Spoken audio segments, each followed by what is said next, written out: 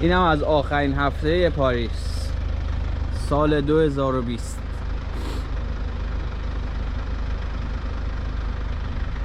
اینم جاییه که ما کمپینگ کردیم.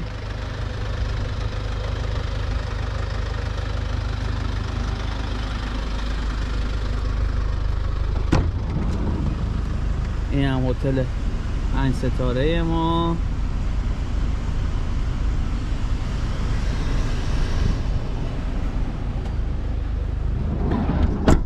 اینم از پسر قشنگمون.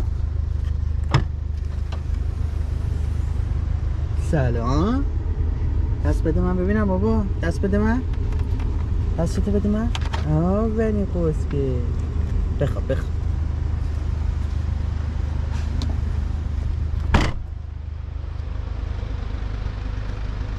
اینم از برج ایفل زیبا که چراغاش روشن شده.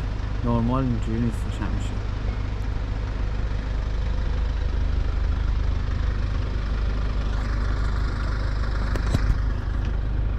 سوری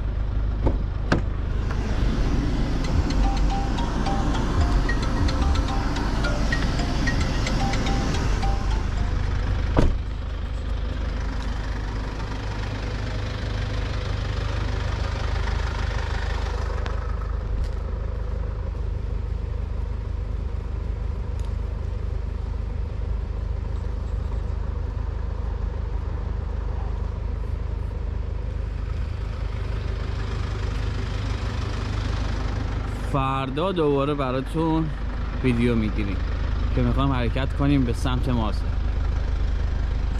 فعلا شب خوش.